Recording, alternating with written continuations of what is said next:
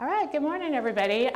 There have been some technical difficulties with our live streaming and our concurrent speaker next door, but we're going to go ahead and get started over here. So welcome to the Kentucky Council on Problem Gambling Conference, and this is going to be about our fundamental peer skills. We want it to be very applicable tools you can take away.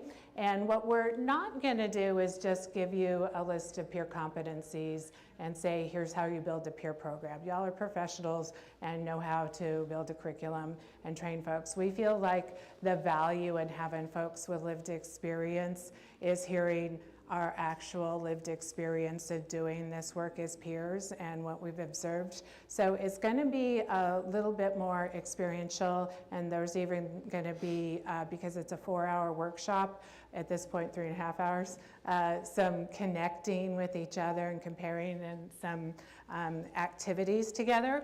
To introduce ourselves, I'm Kitty Martz, and I'm a person with lived experience in gambling harm. Often people ask when you hear that, what's your recovery date? I don't identify by the last moment I experienced symptoms of my challenges that qualify me to work in this field, because I feel that there's more of a spectrum. Gambling is something, because it's a process disorder, that it tries to come back. And I have experienced events where my gambling tries to come back, and it comes back in a different form. If you remember that Saturday Night Live skit with the land shark, anybody? Yeah? So it'll knock on the door and she'll be like, you're that shark. And I'll be like, actually, ma'am, I'm more just a dolphin. And that's what my gambling does. It's like, hey, I'm moving around your 401k on your online day trading app, and now I'm checking it at a stoplight. And it's like, wait, are you gambling? What's happening here? It came back more recently that I have basically never played a video game in my life. And in September, we were at a company event, and someone had mentioned it's a fun thing to go do on a date with your partner, to play this video game where you walk around and catch these little critters, and it's fun to exercise. It's called Pokemon Go. Anyone familiar? Multi-billion-dollar business that's just been bought by a Saudi Arabian company that collects massive amounts of personal data. And so when peers that work in the peer support, like SPMI, severe and persistent mental illness, talk, they often say, I'm someone living with mental illness, not I have it and it went away. And I find that I'm living with compulsive behaviors, including gambling, and it's not something that went away. Right now it's manifested in this video game. I'm living with it. I'm working on harm reduction, and I use tools of looking at like how it's aligned with my values and how much time I spend on it a day. I've noticed since I've been here and been really engaged with something I'm incredibly passionate about, that I've had almost no desire to do it. I have people I can talk to really openly about it, and I get no judgment. I'm not going to lose my job for having a recurrence of the thing that qualifies me to do my job. And that's been something, at least in Oregon, that's changed, is that if you work in the peer field or the substance use disorder field, and you have a recurrence of your symptoms, and that's reported or people are aware of it, they don't say, all right, well, you're fired. You know, you had your symptom of your thing. It's, in fact, I think it had to do with a violation of American with Disabilities Act, right? To follow up on that a little more, I'll jump around a lot. Has anyone ever heard of a speaker named Andrew Shire that has a addiction podcast? I think he's out of Wisconsin or Minnesota. We heard him speak at the National Council on Problem Gambling Conference in Washington, D.C., and so I think it's okay to share. It's not really one of those what happens here stays here kind of thing at conferences. He said he had type 1 diabetes, and that at the end of the year he went to see his endocrinologist, and they said, oh, we looked at your test numbers and your HCL, I don't know what the number, your thing that we monitor is a little on the high side. It should be this number, and it's more like this number. So were there any words used by the endocrinologists that are like, Andrew, you've relapsed. Did you learn nothing about taking care of your diabetes? No. They said, what do you think's happening? He goes, well, it's the holidays, family's in town. I got off my exercise schedule. I had more sugar available, accessible, as we know. And now I'm back on track, and I can see that it's going to go down in the next few weeks. And they're like, great. And I think of that conversation when it comes to gambling. It's going to try to come back in different ways. And it doesn't have to be a great big deal of changing my recovery date. That said, I have not been behind a video lottery terminal. Was my main form of gambling, brick and mortar, old school, for 12 years. And that's okay. I mean, that's great. There's other ways I measure my recovery. I get to be here doing this. I get to have close relationships with lots of different people in lots of contexts. I am financially viable. I'm not houseless anymore. I feel better about myself. Other parts of my health have gotten better in terms of weight control. I'm not smoking. I've been sober that whole time. So I'm gradually chiseling away at it, but it has taken a very long time. And I hope that's one of the things that we're all aware of, that this isn't a 1 year of counseling fix and a 1 year of aftercare and maintenance groups. It's a very, very long continual process. You'll see next to our names, Certified Gambling Recovery Mentor. That's the Oregon certification that takes 40 hours of training, 2 years of gambling recovery. That does not necessarily mean abstinence. And about 5 years into working in the field, was told that essentially, I mean, not in such a pejorative way, but if you ever want to make a career out of this and be self-sustaining, which we do need to be, in terms of protective factors, not be in poverty, you need to become a gambling counselor. And so I became a certified gambling addiction counselor, and then I became a higher level one after several years of that. More recently, and this is very important because apparently in our objectives, we're supposed to tell everybody how to become a gambling peer. There's an agency called the International Problem Gambling and Gaming Council. They recently changed their name from being the IGCCB, and I don't know all the details of that, but I appreciate that gaming has been added to it, particularly given my own experience of realizing how close they're connected. And so the IPGGC now offers, in addition to counselor tracks, a peer track. And so Brian and I are both IGRSs, which is International Gambling Recovery Specialists, and that requires a 30-hour class along with 8 hours of supervision by a board-approved recovery advisor, which we are. So I approve you. Good job. Yep. But we do have, supervision every couple of weeks, which, as supervision, we're counselors and peers is more like, how was your flight? Are you okay? It's like, oh, it's really rocky, but I used an ABC. Like, you can deal with like your countertransference, and there's a lot that happens in supervisions. We find that the IGRS is going to be great when we get the trainings done. And it's my understanding that our friends from the Evergreen Council on Problem Gambling, particularly Tana Russell, if anyone's familiar with her work in online trainings, is creating just a really beautiful online training for IGRSs. So if you're in Kentucky and you want to become a certified peer, this is probably the route you'll take. The training will be done soon. I won't commit to the date for them. And then that needs to be that 30-hour online thing, supplemented with having 8 hours of supervision, which Brian and I and several other people are glad to offer. Frankly, and I'm frank about a lot of stuff. I just try to really keep it real. Watching a video and taking online quizzes to learn peer work, to me, is pretty rote memorization of psychosocial knowledge, and not as useful as having the lived experience of required work hours. They need 100 hours of required work hours that are signed off on. It's taken us this long and a lot of really good supervision to go like, yeah, I have no idea. I don't know what to do with this scenario. It's different every day, and it's exciting. So the supervision is incredibly important, and the being able to practice it.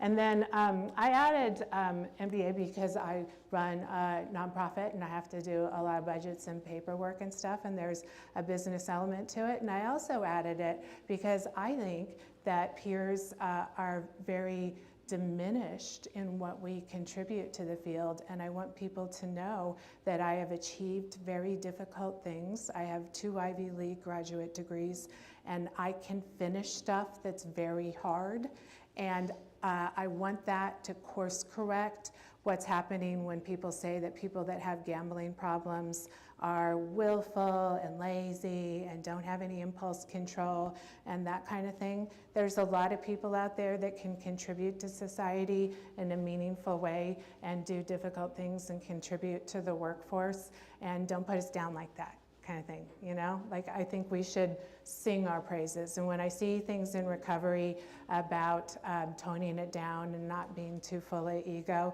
I think we should also like make things their right size. So, Brian, please tell us about yourself. Thanks, Kitty. Hi, everybody. My name is Brian Ward.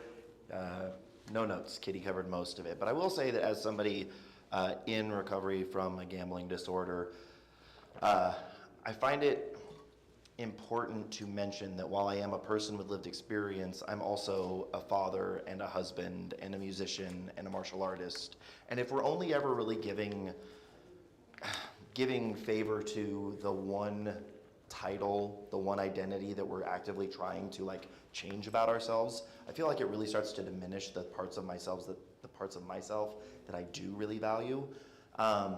Now, for those at home and those in the room, we will be discussing some hot topics. I mean, there's going to be things that come up that might stir up some emotions. And so if we're faced with one of these activating moments, I invite you to use a system that we'll go through a little bit more later, but I'll kind of give you the Reader's Digest version now. It's called the DEADS system, and it's a smart recovery tool. And essentially, it's just things that you can do to cope with activating events. And so the first one, D, is that you can deny or delay any urges that might come on from this. Right? It's probably the most accessible thing that you have. It's also not super long-lasting, but it'll do in a pinch. You can also escape. So if you need to remove yourself from the room, if you need to go take a break at home, whatever you need to do to kind of get yourself back to a good place, we invite you to do so. You can attack, avoid, or accept the A. You all with me so far? Oh, it's an acronym, yeah. So you can attack, avoid, or accept what's happening. Avoiding, I don't know, I think that one can be workshopped a little bit. We can, sorry, I lost my train of thought. We can distract. Find any other thing to do for a few minutes. We know that typically speaking, activators will cause emotional responses for about 10 to 15 minutes, right? And if we can find something else to do in that time, we might be able to put ourselves into a better place to make some decisions. And then lastly, we can use substitutive language. And so that's just simply saying, instead of like, this is unbearable, or I'm not gonna be able to survive this, we just try to put it in that really appropriate box, like Kitty was saying, to just be able to say, like, I've overcome hard things before, right? This is not a new thing for me. It might be a new circumstance, but I have overcome the hardest parts of my life so far. So I just thought I would offer that up at the beginning. Thanks, Kitty. I mean, long story short, you hear a lot of folks that when they give talks like this say, you're going to see triggering imagery to warn people. we're trying to get away from the word triggering. It just doesn't seem real trauma-informed that it's firearm-related, and so we'll say like activating. But also to encourage that self-efficacy of like, good, you're in the right place. There's probably 50 gambling counselors around here and folks that get you that you can talk to. And so like, tell us if there's things like that that come up. So who knows what this document is? Yeah? What do you think? Yeah, right? So historically, we've used SAMHSA. I read this morning, SAMHSA's losing half their employees. And even the name SAMHSA, substance abuse, let's update that. They have served an incredible purpose in the mental health field, and I would be sorry to see them not be as impactful as they are. Gambling was taken under the wing of the substance use disorder peer field, which probably cut its teeth from being helped by the forensic peer field long ago of trying to work on recidivism of like, I got you, man, when you get out of prison is incredibly difficult to find their way in the world. And we're taking gaming under our wing. And so a couple years ago, our funder from the Oregon Health Authority, particularly under the direction of a really smart administrator named Greta Coe, developed these competencies. And Greta asked Brian and I to help assemble a team that were people that actually worked in the field as peers or supervised peers or had written peer curriculums. Because in the past, we would just take SUD manuals and do a word search and put the word gambling in, didn't we? Right? And there's some things that are profoundly different. You know what those are. It's more hidden. There aren't the physical manifestation signs. There's a much more familial component to it. It seems to have a plateau that can go on for some time, and it's a process disorder. We heard the example, I think it might have been Jeremy's talk, where he said, do you ever get a drink at a bar and then say, give me my money back? Like, you don't expect to drink your way out of alcohol use disorder. We actually did expect to gamble our way out of our gambling disorder. And it's a really different kind of currency. How much does a taco cost on Taco Tuesday? $5? I know, yeah. You remember $59, $79, $99? Like, you knew just what you were going to get. But let's say $5. You pay your $5, you get your taco. You're like, thank you. That was very much like it usually is. Thank you, that was delicious. Here's your $5, here's me enjoying my taco. Or you have your glass of milk or your soda pop or something. You pay for it, it's done. Transaction, you're sated, hopefully. With gambling, you not only say, could I please have my money back, but also a cool million on top of that? So what kind of currency is that, where you think it's gonna not only come back what you paid to play, but also you're gonna be loved, free from pain, happy, at peace, all's gonna be well. There's something very different about it. And I noticed that James Whelan in his talk yesterday kept saying, we're still trying to find that one thing. And if any of y'all know what that one thing is, let's keep putting our minds together to figure that out of what is different about the gambling that we gotta zoom in on. I suspect, and we will self-disclose a lot in context, hopefully. We don't want to like be boundaryless, like dumping of, our like personal lives, but to be able to shed some light on what we've gone through as case studies. My story is very much related to loneliness. I am autistic, and I live my life as someone who was about 100 pounds overweight from my ideal weight as an adult. And I suffered terribly from never feeling welcome or wanted or valued. And so in spite of having some degree of success with my career, I never felt that I matter. And so my big, disputable, unhelpful belief is that I'm unlovable. And so even last night, there was a couple folks that that are the speakers, we were having dinner, and 2 people stood up and they're like, well, we're going to go now. And I thought, oh, I thought maybe we could hang out. I'm unlovable. Like that's where my brain goes. And they're like, yeah, we need to go plan the hotline workflow or something. And I'm like, oh, okay, well, I don't want any part of that. So I have to constantly poke holes in it that this doesn't have to do with me. And I'm finding that relational part of people not feeling like someone's got them, doesn't have their back, is really prevalent in our demographic. And that seems to be something that's different with the peers. I don't know what your insights are of what's different. And I won't put you on the spot. No notes. Thank you. Can y'all scan this, please, with your phone?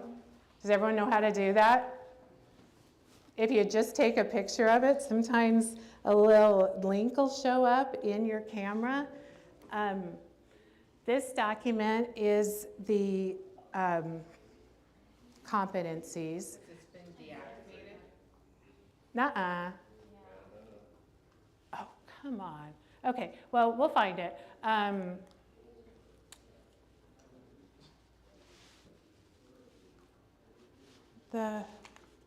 They cannot turn it down until, oh, the biofeedback thing? Okay, so it's easy to find.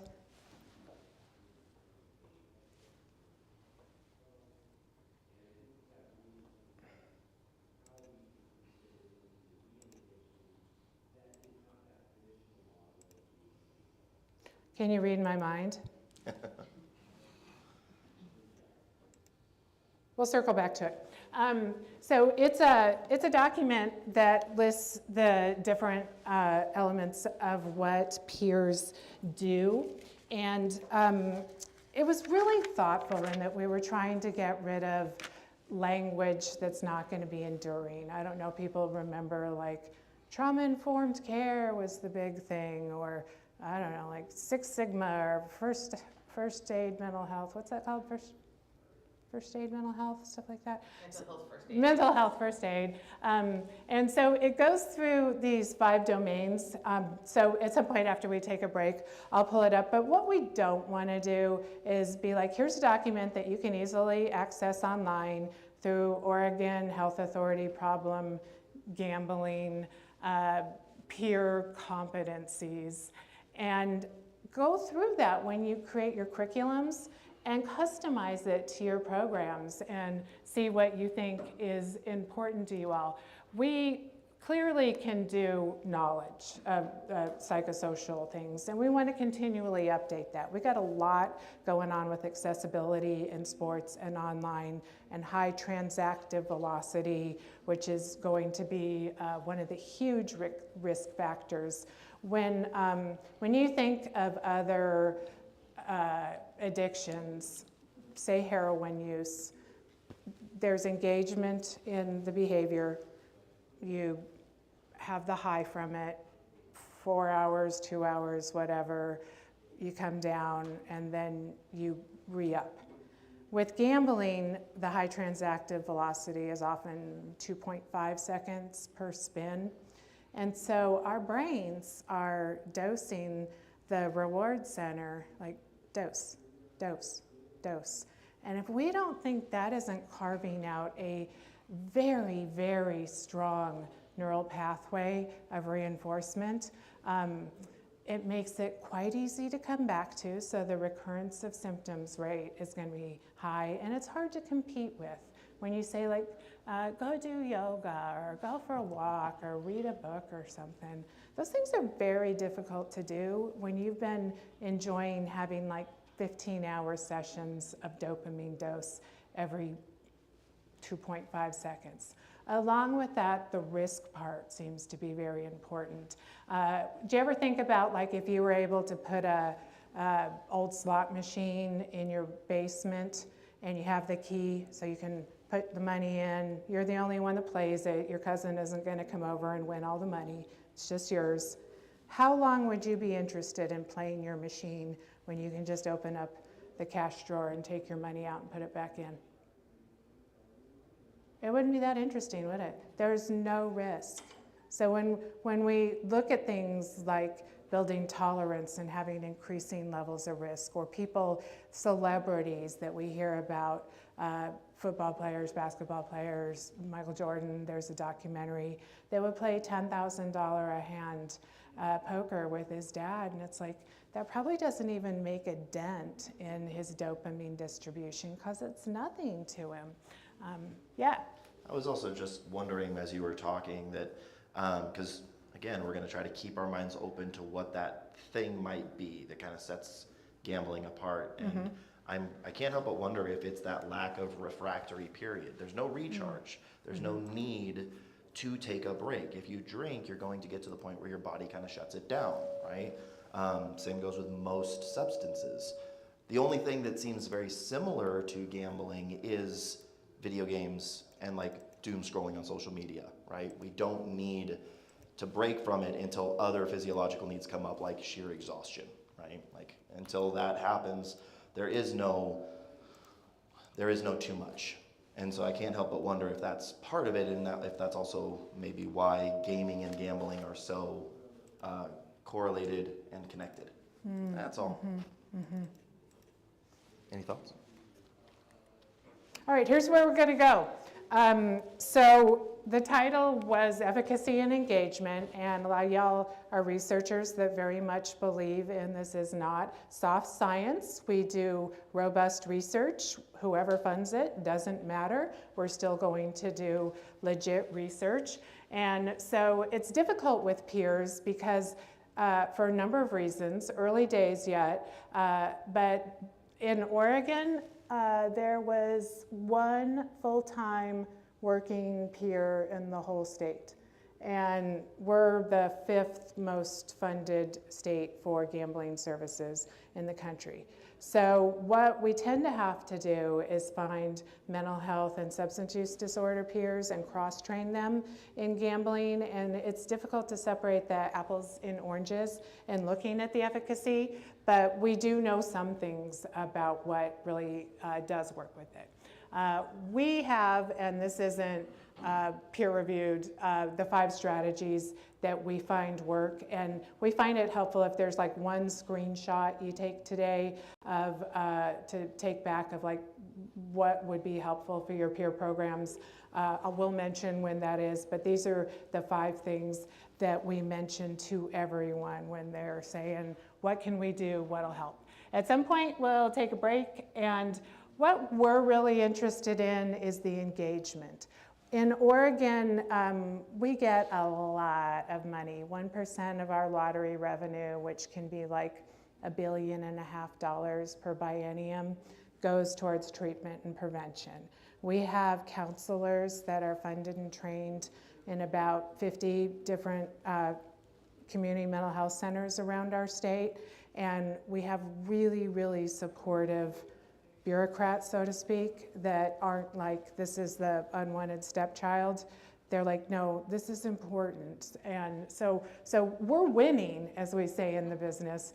And for all of that money and support, we had about 850 people engage in services last year. Why is that? Why don't people want to get help with gambling? No wrong answers. Social stigma, probably. Stigma's a big one. So is that something we can help fix, and in what way? I haven't heard it much here. Y'all have been coming to conferences for a long time. Do you remember hearing things like, how do you know a gambler's lying? Because their lips are moving. Thank you, right? How does that feel? I just use that for lawyers. Huh? I just use that for lawyers. Oh. I'll let my partner know. Thank you. Very good friend of mine. He was a lawyer. Well, and you know, I mean, when it comes to lying, one of the things I heard yesterday from James Whelan was he was talking about like what is motivational interviewing. He's like, yeah, Carl Rogers says it's just being super duper extra manipulative. And you know, when people are like, I'm gonna go to the casino and just play a little bit. There's some feedback overhead, which is painful. Thank you. I'm going to go to the casino and just play a little bit, and then I'm going to be done. And what do we used to say as sponsors in the old day when people say stuff like that you know is just nonsense, right? Like, I don't know just whether to introduce this or not, but in the 1990s, early 1990s, a colleague of mine, this was before it got into DSM-3 and all of 4 and so on, but we coined the term addiction without substance. And that has not caught on fully in the field. okay, thank you. But we published about that. And what it signals is very much what you're talking about here, and that is we can say that we have an addiction, that we're studying an addiction, but all of the things that are attributed to addiction historically that are chemically based, addiction is something. Addiction to gambling is something else. Now we still don't know what it is. Yeah, We can do functional MRIs and all that, and say that certain parts of the brain are activated the same as cocaine and all that stuff that we all know. yeah, But we still don't understand what addiction. We don't understand what addiction is independent of a substance effect. yeah, thank you. We have a microphone thing that our friends at home won't hear comments, so I need to repeat or stand very close to folks. What's your name, friend? I'm Kurt Barrett. Kurt? Kurt. What Kurt said is that addiction to gambling is without substance, and process addictions do act entirely different than substance use disorders. So, thank you. Do we want to give it a second so that we can? We were going to do it in the break. Do you want to? What?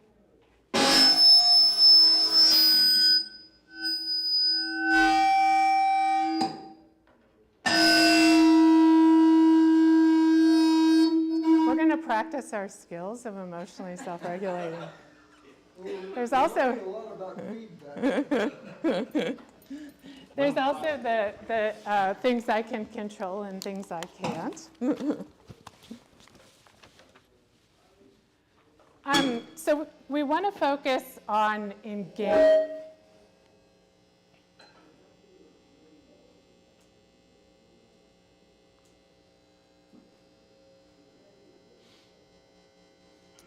Let's take a stretch break. Some frequencies have healing properties. Probably not those. I think we would call those welcome feedbacks.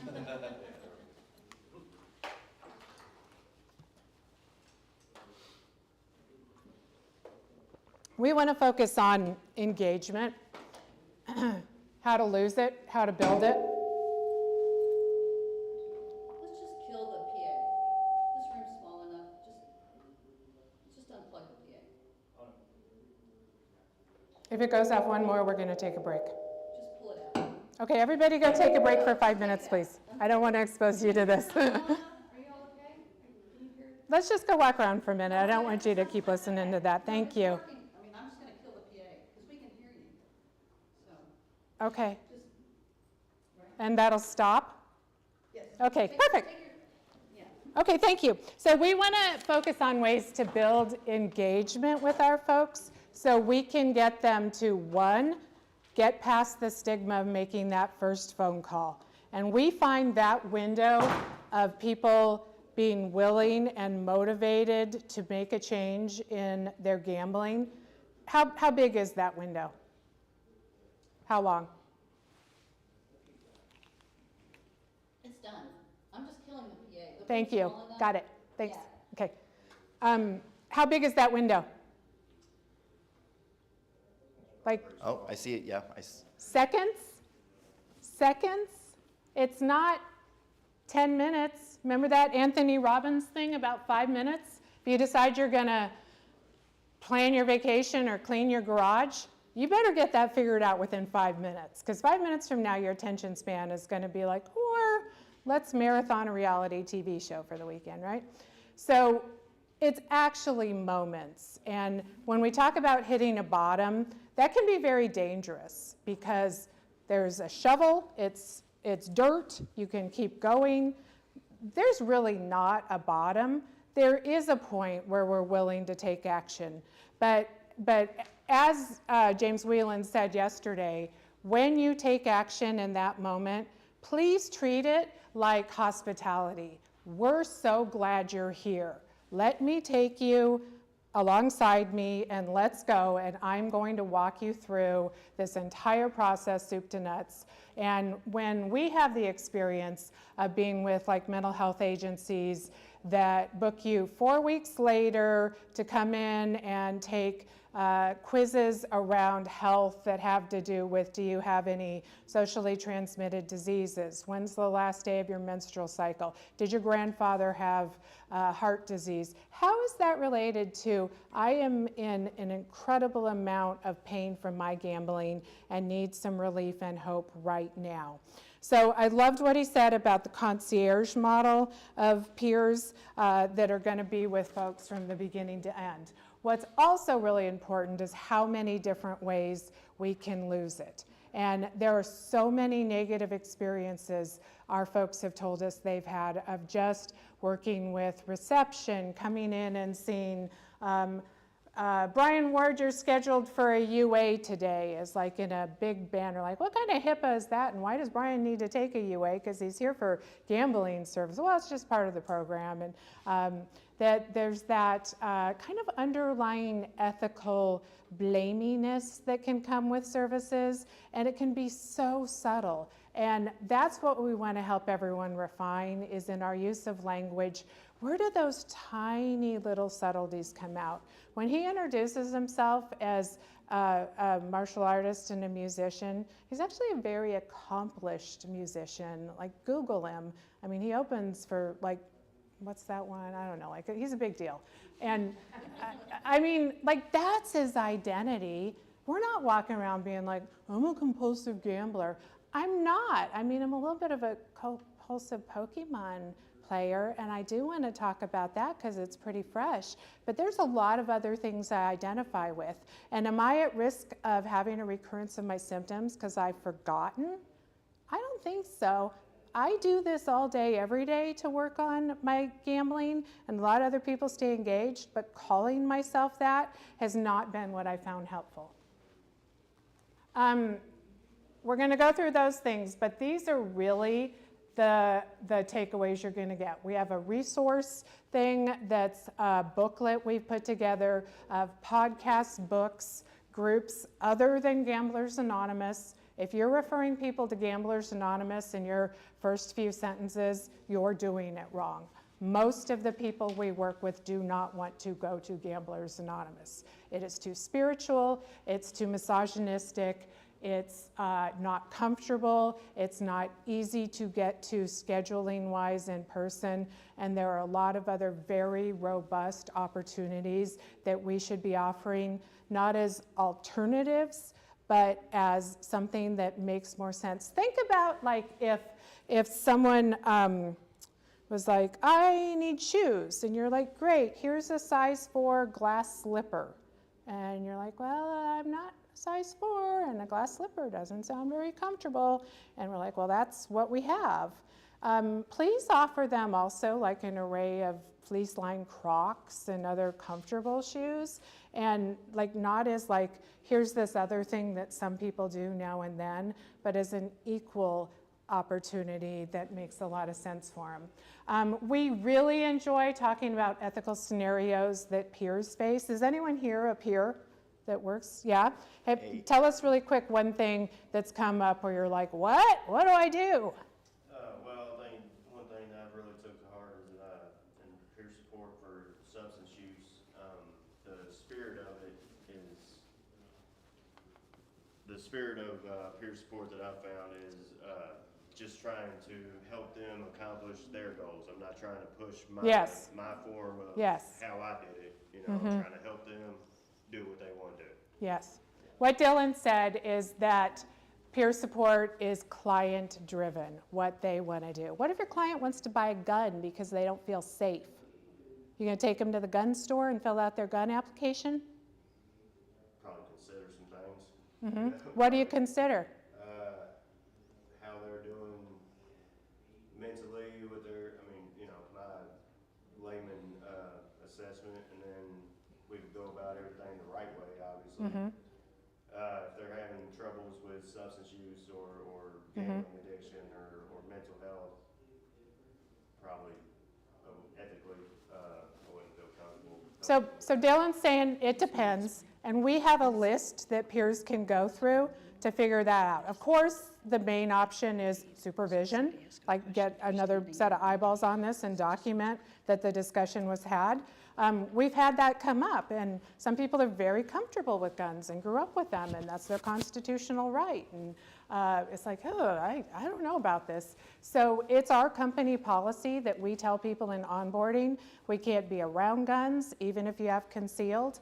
And it's because it's our company policy. It's not a judgment in any form. Please let us know if there are guns in your home, in your car, on your person.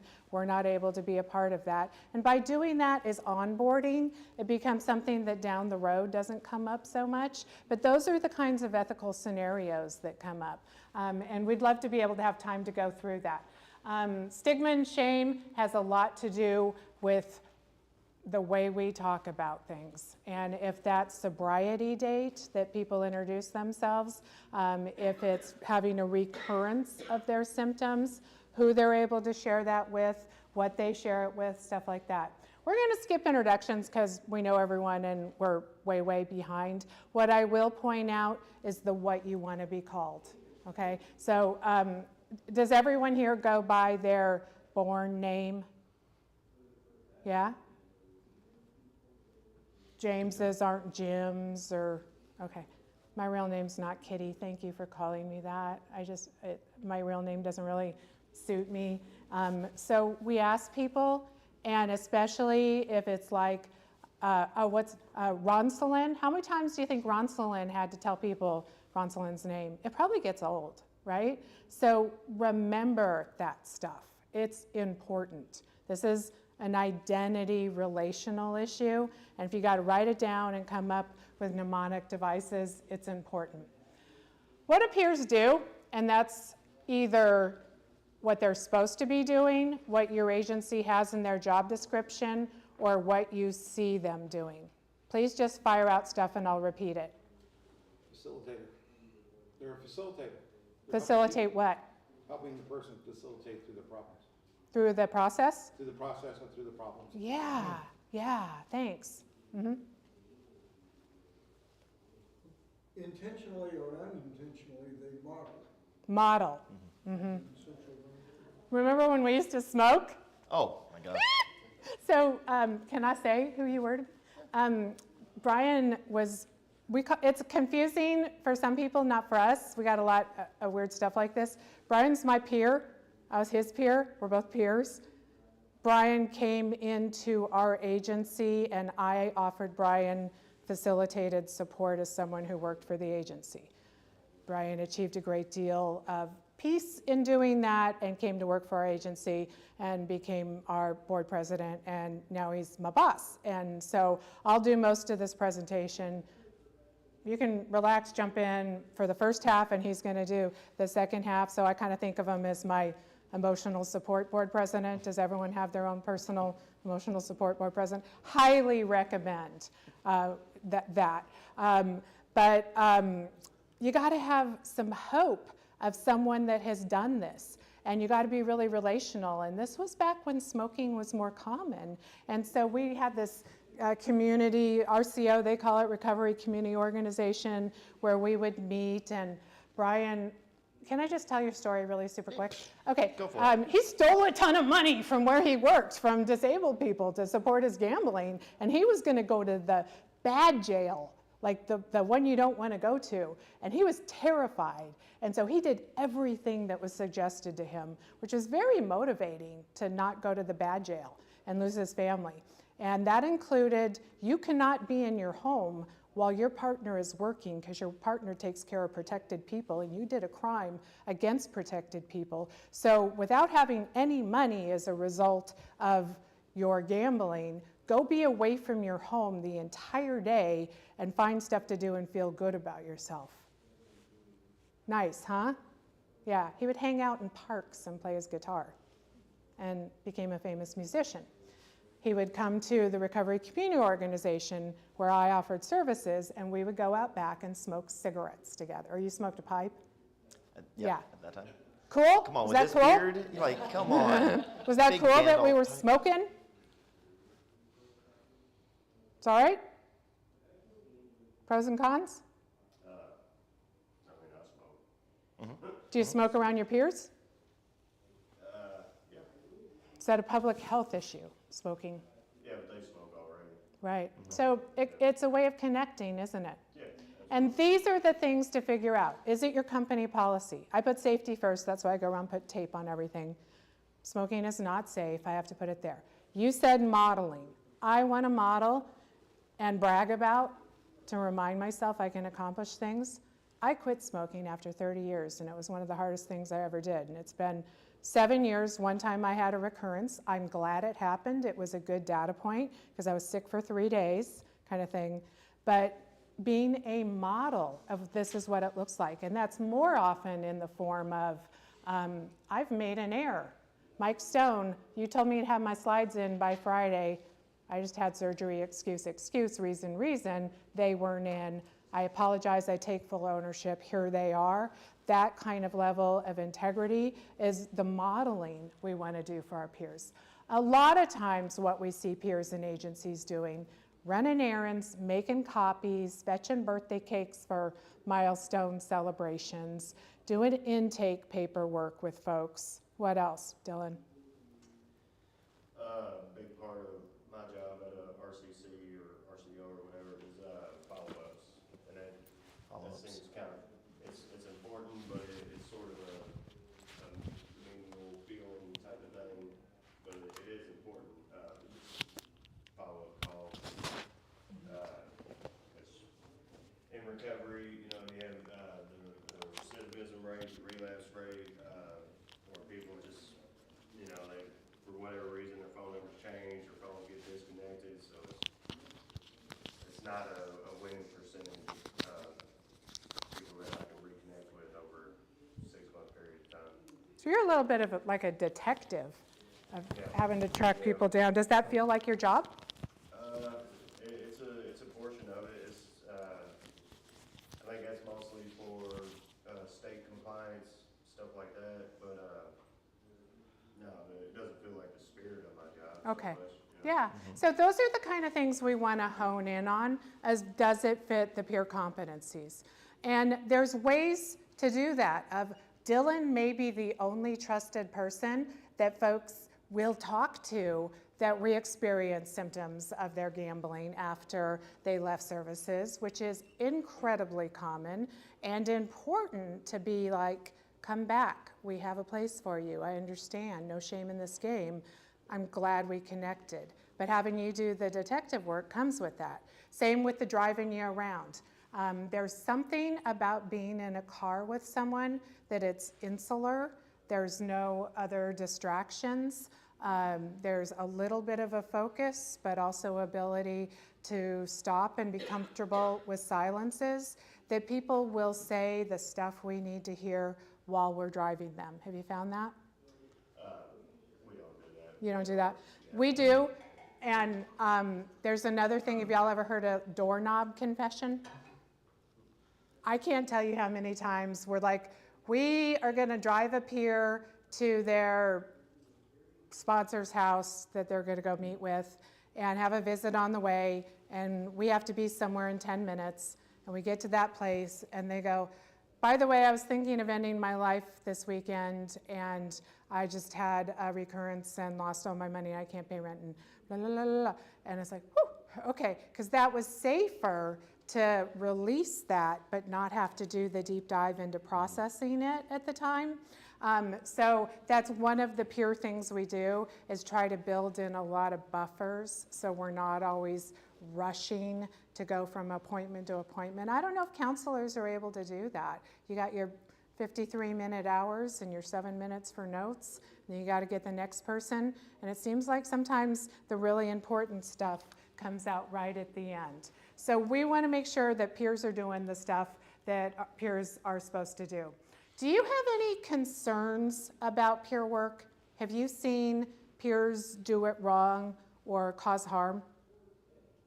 You know you have. Yeah, come Come on. on. This is the time. We want to address this. Kitty and I have a ton of concerns And that's about this peer work. week. So please give us some feedback here. Yeah, I've definitely seen folks overshare. Oversharing. And it ends up being more about the person who's meant to be doing the coaching and the motivating and the modeling than about the person who's come to them with, right? I mean, I know there's not meant to be a power imbalance, but at least initially there is, right? Like, however you do it, like, I think somebody has some experience and somebody doesn't, and so, but I think then it starts to be a lot about this person. yeah.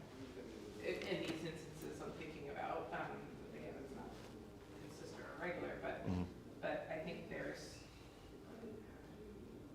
an art to it, and I think that not everyone is as practiced with that, and I just think it takes a while to get there.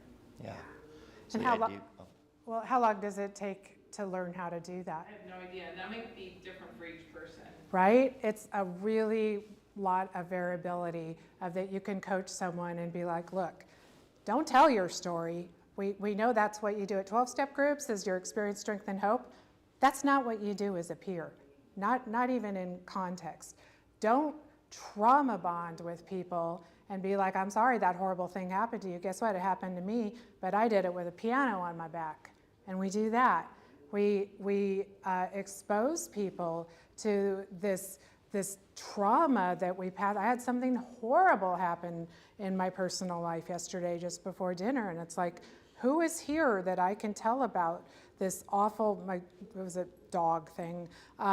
So I called my supervisor because that's the appropriate person for me to say, I'm at a conference, I don't know if I can keep it together, talk me through this. And it was so nice to have them available that I trusted them with that. And peers need to have that, of that they can hear that was a little much. You had that happen once about you were doing a talk for RG and you discussed something about your childhood. Remember? Not implicitly, no? Jeff was like, Oh, yes, okay, yeah. we were doing, I just, trying to tell my story in a way that would be engaging, a way that would resonate with people, I started talking about all my adverse childhood experiences. And this is amongst people who were largely customer service people, right? They were the ones answering the phone calls at an online gambling establishment. And here I am just trauma dumping on them. And so the person who facilitated this, Dr. Jeff Murata, was kind of like, potent stuff. Probably not aware, or probably not prepared for that kind of topic, right? Is there a way that we can tone it down to keep the potency without necessarily putting people into an activated state for themselves, right? So it is a fine line to walk, it is. Yeah. How did you hear that? Did that make you just want to curl up in a ball and cry? I wanted to tuck myself away and never do a public speaking engagement again for a little while, right? That's part of it, is that we grow through it. We hear that feedback, we hear that kind of stuff, and then we say, okay, I can onboard that. How do I work that into my work, right? Because there are also opportunities where the people that we serve will ask it of you. So like, if you Google my name on top of, opening for Jamie Drake and Pennywise and all that, you'll also see my story, because without my knowledge, reporters were sitting in the courtroom. So people, as they do, hey, we're gonna refer you to Brian Ward. Oh, I wonder if there's anything on Brian Ward, right? They'll do a Google search, they'll do a Facebook search, whatever it is, and they'll see, man steals money from people with disabilities, and they're like, tell me everything.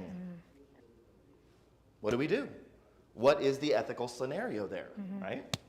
Or there's, oh, you're a musician? Yeah, I'm playing this Friday for Pennywise. Can I come? Is that appropriate? Like, there's a lot of that. Should he have said that? I'm playing this Friday for Pennywise? Should peers come to our stuff? There's a lot of those ethical scenarios. So thank you, Brian, and I'm glad you didn't give up then. So we did a readiness study back in 2011 when we first decided to have peers enter our workforce in Oregon, and this is what our clinicians said. We can do the most harm with the least amount of training. We're taking a 40-hour class. We're qualified to do this because we had trauma, got addicted, and then not necessarily even stopped being addicted. We just practiced recovery for 2 years. It's a pretty low bar. Let's just name it that, right? We're very hard to supervise. When we get feedback, we could tend to be like, that was too much to hear, that we take it very personally. We got a lot of other stuff to do in the counseling aspect of not just getting through the recovery of the gambling, but building a foundation of being able to have a growth mentality, and it takes a lot of time to do that.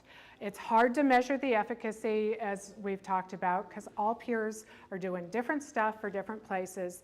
There are some cool things, like y'all ever hear of the Barnabas study, where they had people that were coming in to detox from heroin at a clinic, and they had like master's level social workers try to do interventions to get people in the emergency room to go ahead and go into the detox, and what percentage of them were successful in getting folks to enter detox versus having more of 12th step work of having people with lived experience with substance use disorder talking to them. And I don't remember the exact numbers, but it was incredibly significant that having someone who gets it, that is well trained and not going to cause harm, is going to be effective. Money's tight everywhere. I mean, we're barely paying our counselors or getting people referrals for psychiatric appointments and stuff that's desperately needed. So it's difficult, and especially in rural areas, to support an FTE of peers and supervise them. And so one of our themes is that we're gonna go to battle with the army we have, not the army we wish we had.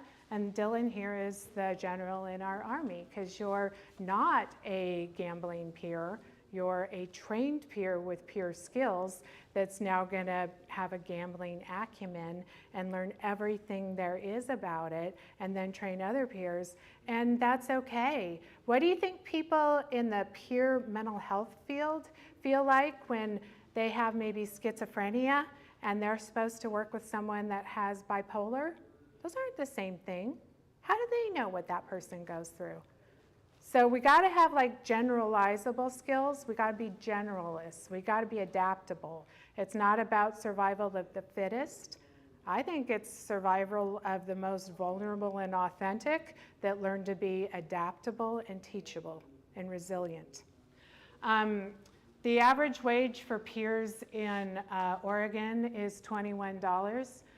Brian and I have never had benefits, vacations, dental, medical, any of that. And we have second and third jobs. So want to talk about risk factors? Poverty. Average income of people with, sorry, that just affected me, how hard that's been. Risk factors are poverty. And we're asking people to not only work in this field in incredibly challenging circumstances. That one ad for a peer mentor that we had from our biggest agency in our biggest county, it was $21 an hour. So the cost of a one-bedroom studio apartment in Oregon is $1,800 a month.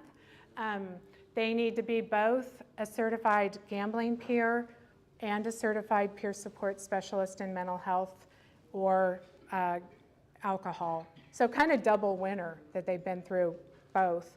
They need their own car, their own insurance. Gosh, that's a challenge.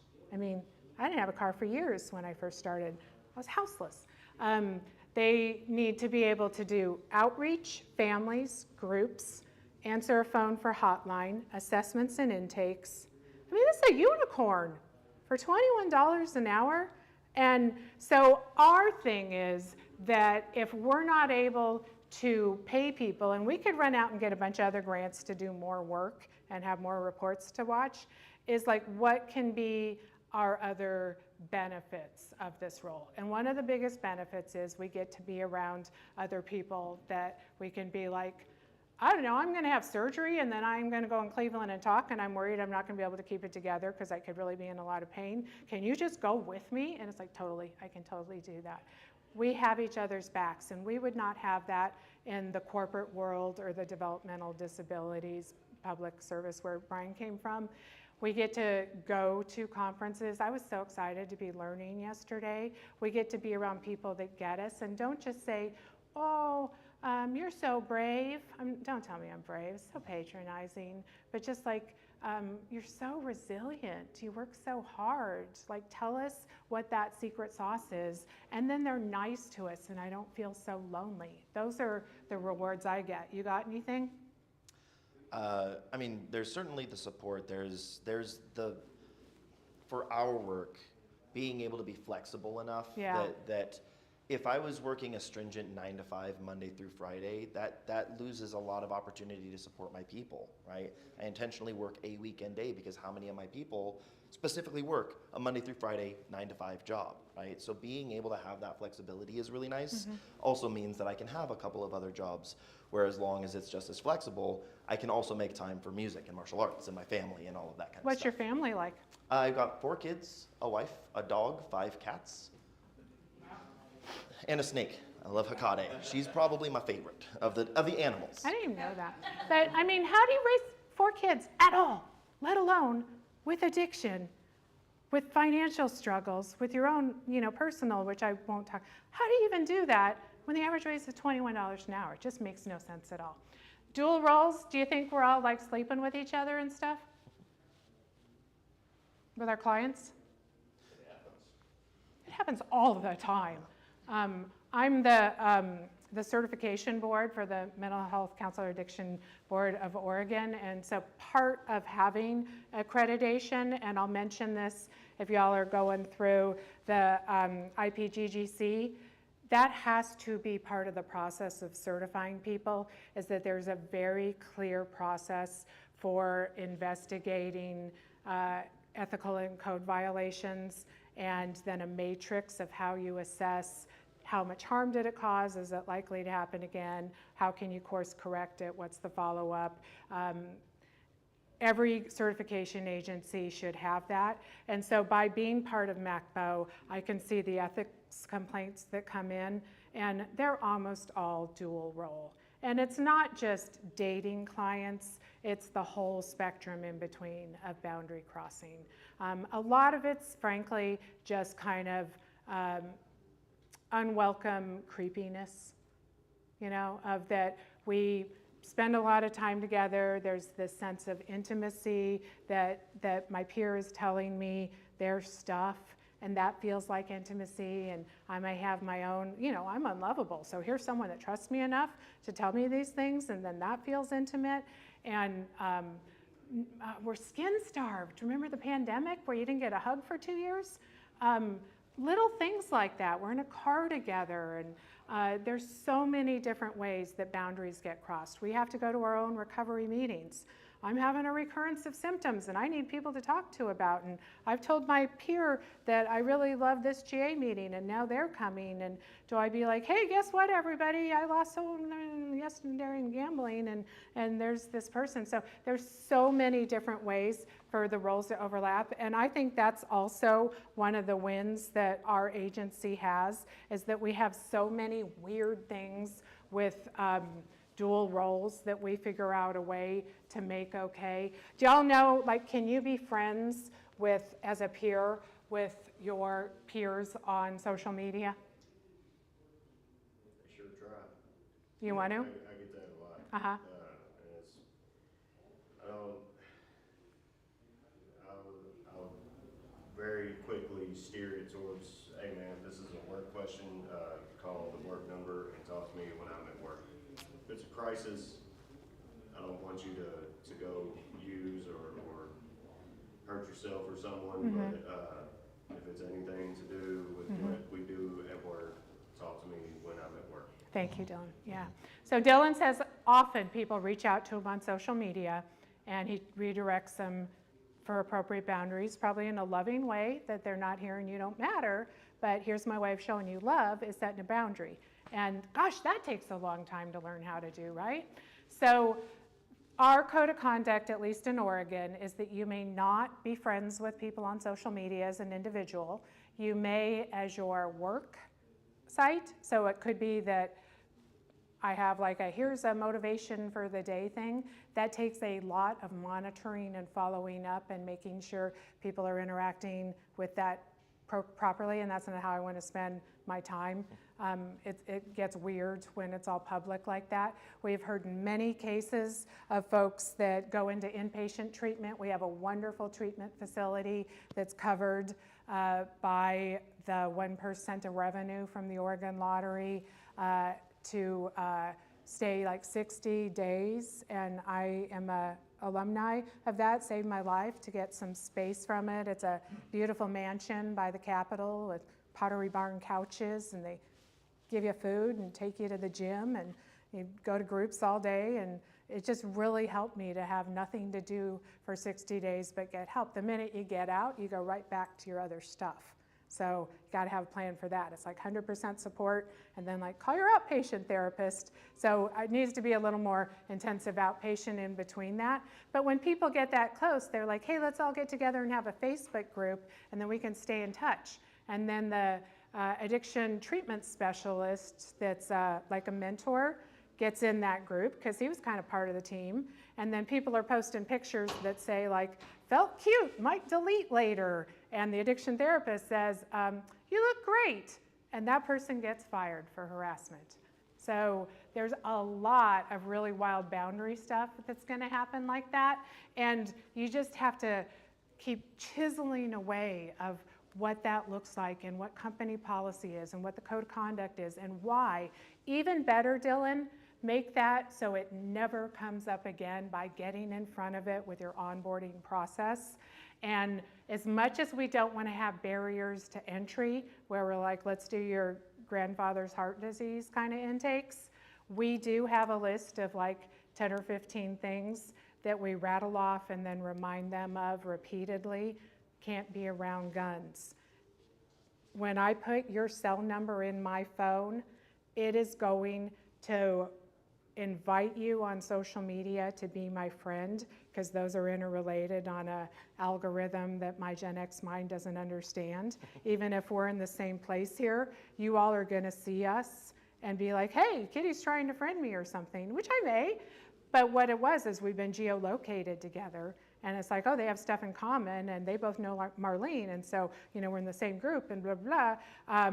It's not because I'm trying to be friends with people. So I tell them that will happen, and I'll be like, look, I would love to be your friend. I want to know everything about your life, but I can't be your friend on social media because it's in the code of conduct on 6B right here. And we do that with lots of things. Here's how our relationship will end. You can have services for this much time, and after that, it will look like this. And that's individual for each agency. But now that we have those competencies, it's a little more standardized. It's just going to be different for lots of peer agencies. We're starting to have Medicaid billing. Do y'all bill for peer services in Medicaid? It's great. What? No? No, it's hard. Like, within our state, I think it's really hard to. Yeah. Oh, when it relates to gambling, I should say. It is. Why? Because they don't cover gambling treatment. Yeah. Yeah. So then we're in an ethical position to be like, well, they're also kind of depressed. Yeah. Should we go for depression? Exactly. Yeah. So that's coming along.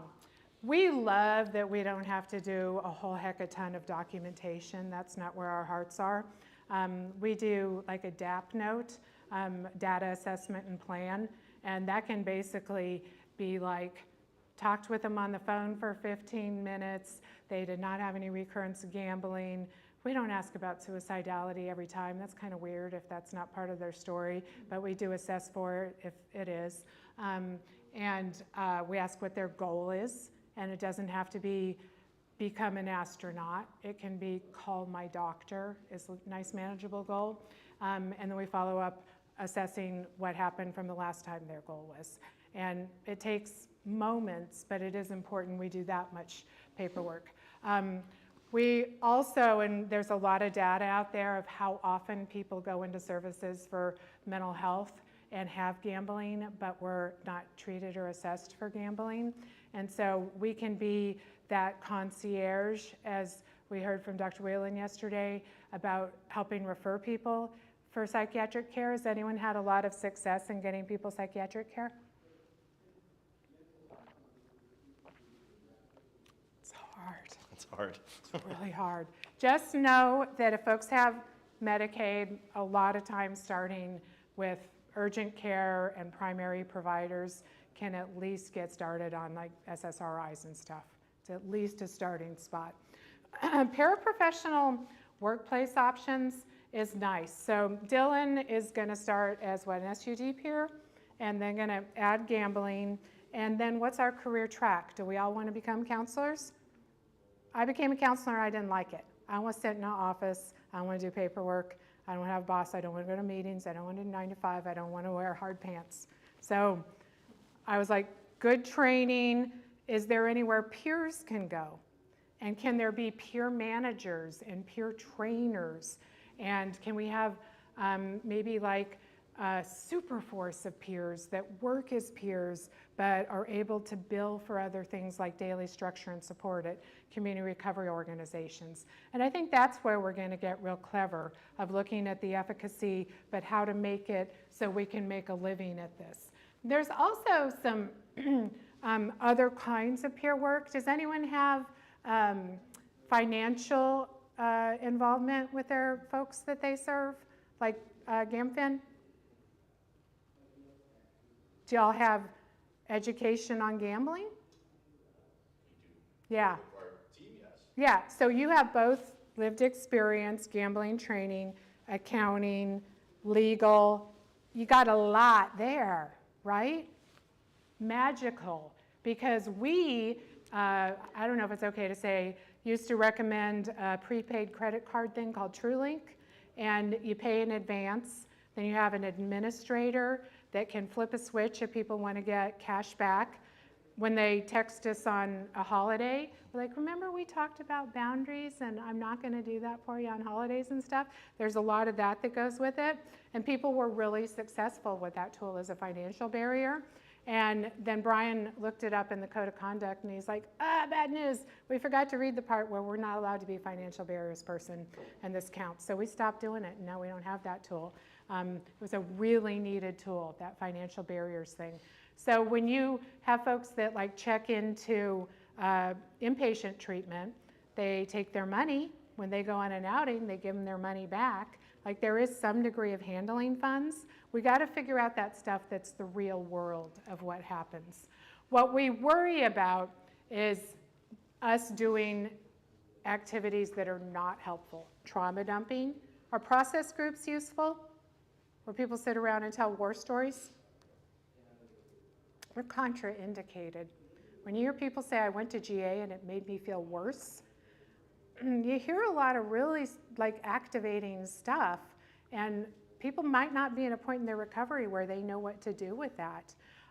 It might feel good to, I don't know, go for walks and stuff, but can we prove that that is building that I got your back relational thing that will make a difference in World Health Organization quality of life indicators and show efficacy? So our agency was founded by Jeff Murata, who's a clinical researcher, and he's always coming at us with stuff like, well, how many days did they go to the emergency room? Like, you know, that's a good hard number to back it up, healthcare wise. How much, you know, like what other stuff are we supposed to be measuring that's helpful?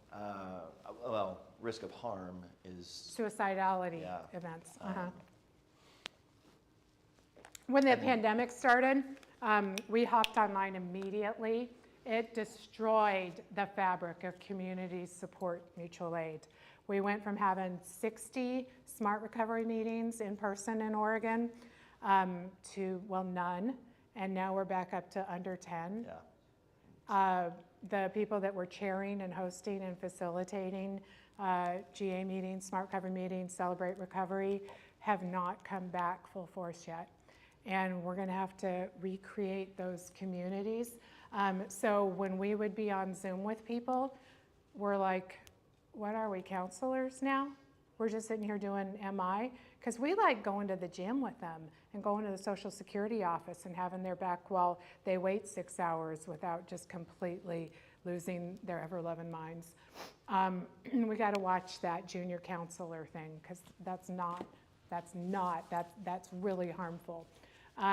Working counter to a treatment plan without making sure that we're in sync with the counselor, and are the counselors always willing to do ROIs and meet regularly with us and tell us what's up and what they're working on.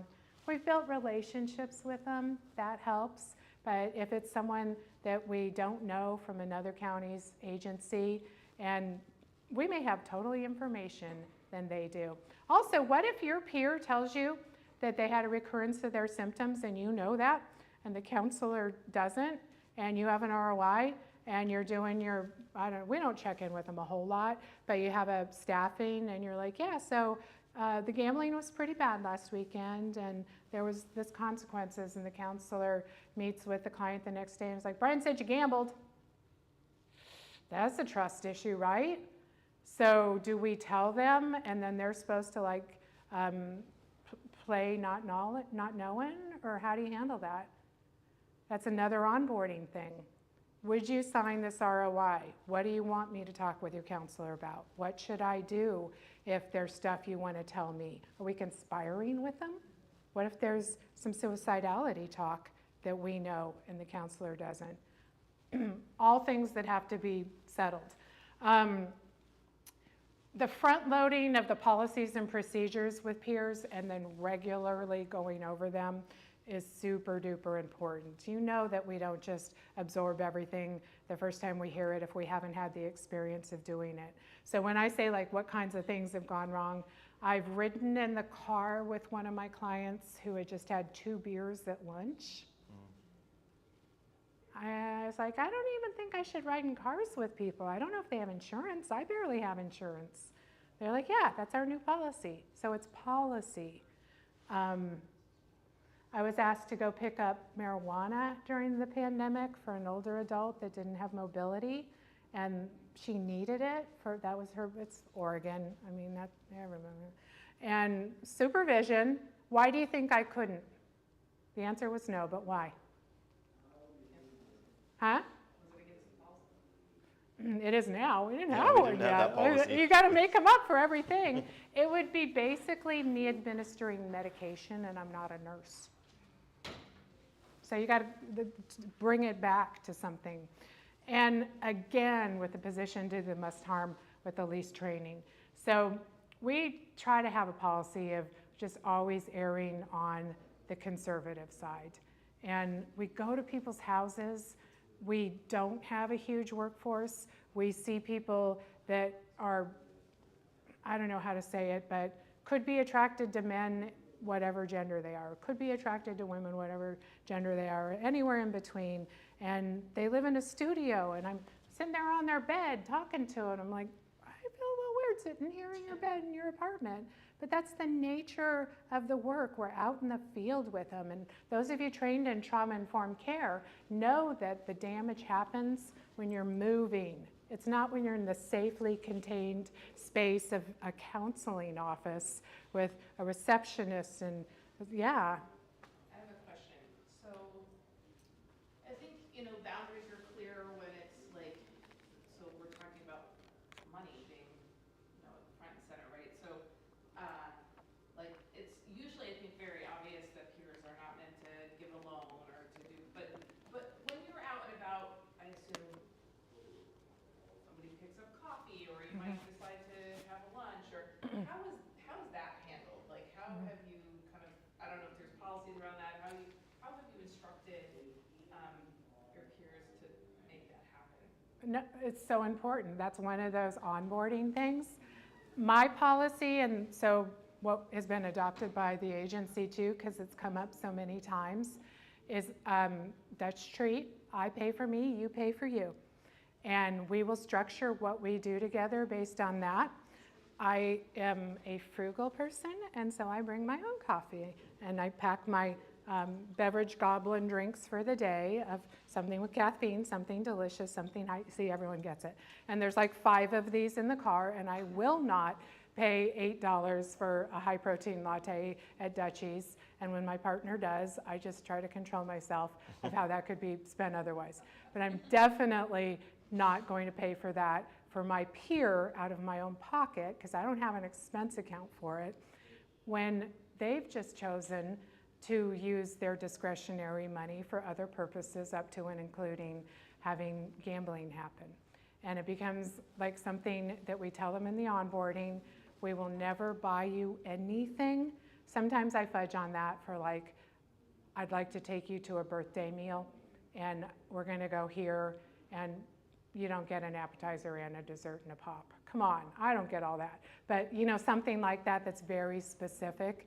So in general, there's not a lot of let's always, do you ever see that when you're at a meeting and people walk in with their Starbies, and it's like, that's expensive to have all that. Could that money be going towards restitution or self-care or having a better quality of life, other than just like all those like drive-through treats?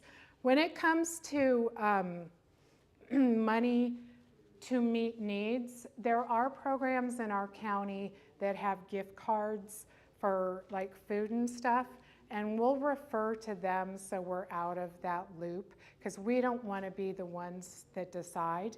Usually when our people receive that, our thoughts are, that's now created a dependence loop, that if gambling happens, food and rent still happen, and that's a misservice to our clients.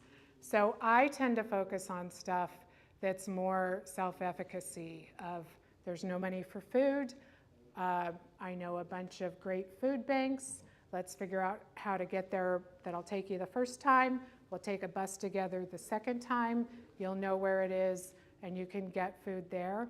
I really hate to see those well-funded public programs where the van pulls up and all 20 people get out with their $8 lattes. It just doesn't seem like the right use of resources to me. We have had events where people knew each other from recovery meetings for many years. A person became a mentee-mentor relationship. Someone needed money and a loan was made, we've heard. And that just cannot happen ever, ever, any amount. There's things like, one of our supervisors once was in a group, and the gal said, I have this debit card. I know I'm gonna gamble on the way home. I don't know what to do. I just got 30 days. I don't wanna gamble.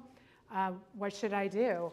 And his response was, I'm gonna take it and lock it up in my supervisor's drawer, and you can come get it on Monday. Seemed like his best judgment. He's a CGAC too, it wasn't his first rodeo. He did get scolded for it, but it seemed like the best decision at the time to keep her safe. So we're always coming up with options like that. Let's get an envelope and a stamp. I'll give you a stamp. That's my gift to you. And let's mail it to you so it'll be home later, stuff like that. What do you all do? I think we're still figuring this piece Yeah. out in Yeah. terms of, I mean, most of our interactions are virtual, so I think that this continues to be something that, it's a fine line, right? Like, and Yeah. so, I mean, I think it's everything you've talked about related to social media and, folks being able to meet up for meals and being able to connect, and so I think for the most part, we're erring on the right side, but Yeah. this is all very helpful. It's Yeah. helping me think about how we need to fine tune policies, so. It's an interesting, so thank you, first of all, because again, very little of this is gonna be black and white, all or nothing, you can or can't. A lot of it's gonna be taking a look at things like policy, safety, risk, all of that, and then using the judgment that you have. And so a lot of supervision. I am talking to Kitty all the time about my caseload and things that I'm thinking about doing, things that I'm considering. More often, things that I did because it was a spur of the moment decision that I needed to make, and then like just covering my base. Here was my mentality, here was my motivation behind it, and usually it's met with like, no, that makes sense. I am aware that some agencies will keep like a petty cash thing, but I'm kind of with Kitty. Is that the best use of resources? Is the cup of coffee gonna be the really engaging, like low-hanging fruit that we're talking about, or is maybe starting a food pantry at your agency maybe a better use of resources? So time will tell, right? Thank you for being willing to explore. Y'all know Maslow's hierarchy of needs? If you're having physical needs, you got about 10 minutes before those can be met, okay? Just break-wise. We're gonna take a break. But I think about that of if my person is hungry, they're not gonna build a relationship with me. So can I make them a sandwich and to go, they've told me on the phone that they're struggling with food scarcity. Can I make them a sandwich and bring it? Are you food handler certified? Nope. What if they get sick later? Can I give them a granola bar? Sealed, packed? Sealed pack? That's not really perishable and stuff. So I try to make it of like, what's that? Is it Occam's razor? Like think horse, not zebra. In general, I need to have a way for people to not be unsafe or hungry when they're trying to receive peer services. And if that's figuring out where they can meet that doesn't activate their PTSD, or where some kind of affordable food is, cup of noodles, come on, like just something, without taking away their self-efficacy. And I don't like the word enabling, but just making a dependence. And that is really one of our biggest fails, is they love us and they're not connecting with each other, because we're paid to be nice to them. And they don't have to listen to our stuff. We sit there and empathize and validate and care about them deeply and ask nothing in return from them. And no one else in their lives does that. And so if, I don't know, we're traveling and we're like, y'all want to just get together for group informally at a park and have a picnic while I'm in Kentucky, they don't. They want to be with us because we bring that safety and security, and we got to help them recreate those relationships with each other. So what is our number one goal is peers? This should be obvious, right? To get people to quit gambling? Why isn't that obvious? Because we all know they're not going to quit gambling. Where are the stats that show that people go into services and never gamble again? Who can afford? Did you hear the thing yesterday about how to do a prevalence study? It costs $1 bajillion to survey that many people, let alone to do the follow-up when we got our Detective Dylan tracing people around. We just don't know. Our experience is, I've probably seen 300 people, and I can count on one hand of people that I absolutely know for sure have never gambled again. And even if Brian has gambled again, Brian is welcome to tell me, and it makes no difference whatsoever. Same with me for him. So like that door is always open. So people will tell me that happened, because that's what they're here for, is to have the symptoms of the thing that brought them here. It gets better. They gamble less. When they do, it's further between, there's less consequences. So our goal simply is to be there. And we have to fight with our funders, with not our board, do we? We have to get support for that we're trying to take away that palpable loneliness and model for people what it's like to have relationships where you don't feel completely alone, so they can start chiseling away at using tools. We want to be trusted, and we also want to show Not just that there's hope of not having gambling be right here all the time, or cross addiction coming in, which it does, and when it does, I talk about my Pokemon and my group that I facilitate, so they know what that looks like when it comes back as more of just a dolphin, ma'am. And we also want to, instead of just have your abstinence state, show some quality of life indicators. Sometimes it gets worse before it gets better. If you were at Dr. Clark's thing about family violence, do you know how many people are with someone because that person is able to help support the gambling? A lot. And then to get away from that relationship, they're not living in a nice place anymore, even a safe place. So when we first started having to do a lot of paperwork and indicators and proving our efficacy, and it was like, has your living situation improved? Have you quit smoking cigarettes? We're not here to help them quit smoke cigarettes. We're here to help them like feel better of their lives, that someone's got them. With the quality of life indicators. Okay, this is the real efficacy. Those of you like hardcore researchers, they will stay in services longer when they have a peer. If you just come see a counselor once a week, that's super helpful. There's great counselors out there, all 6 of them in Kentucky, fantastic. How are there only 6? I'm gonna lose my mind, right? Like, it is not that hard to get trained in gambling. Let's incentivize, create some motivation that people can learn this stuff. But they will keep coming back because someone cares. And the clinic that Brian and I went to doesn't say, you need to take a UA today, kitty, because that's really gross and embarrassing, and I'm not gonna do that. It had carpeted floor, it had a coffee station. My therapist would say, would you like some tea before we went in? There was also baklava and croissant and stuff, right? Yep. They never once made me feel ashamed. When I gamble and have recurrences, they would say, I'm so sorry that happened. They really cared about me. We talked about like everything else than gambling too, that affected my life, that made the gambling happen.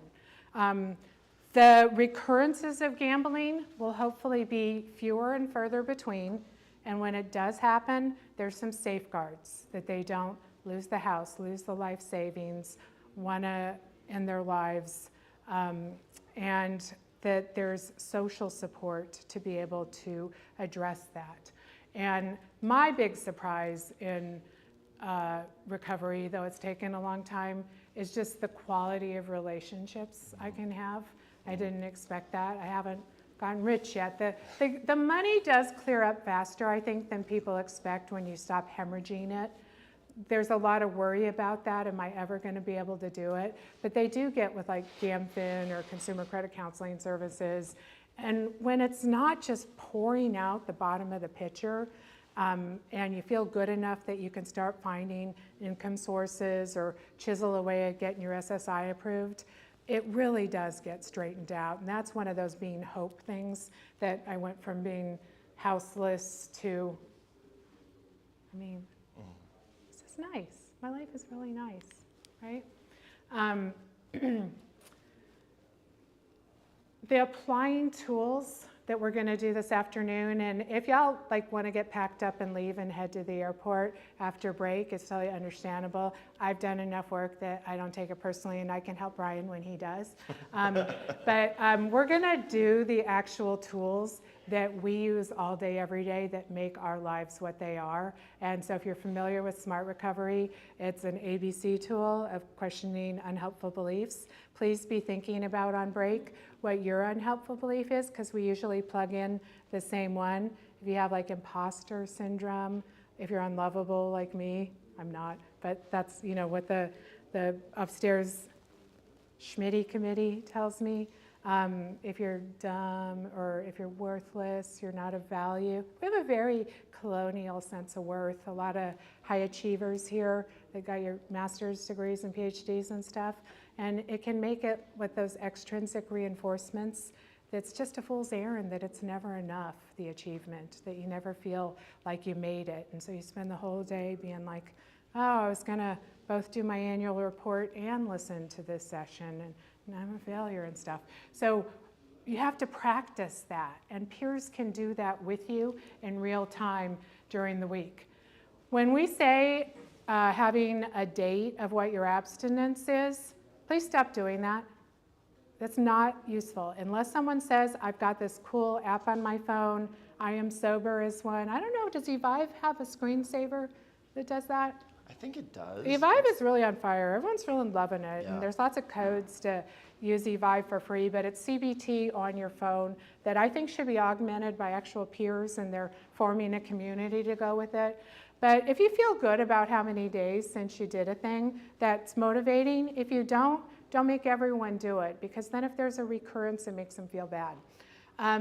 Quality of life indicators, that can be your spiritual, your physical, your social, your environmental.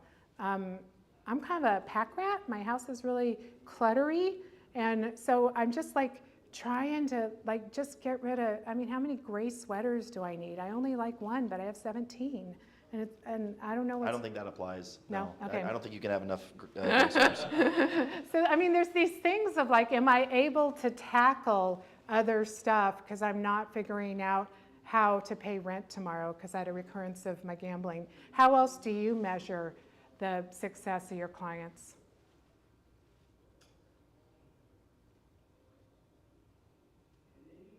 Do they like you? Does it matter?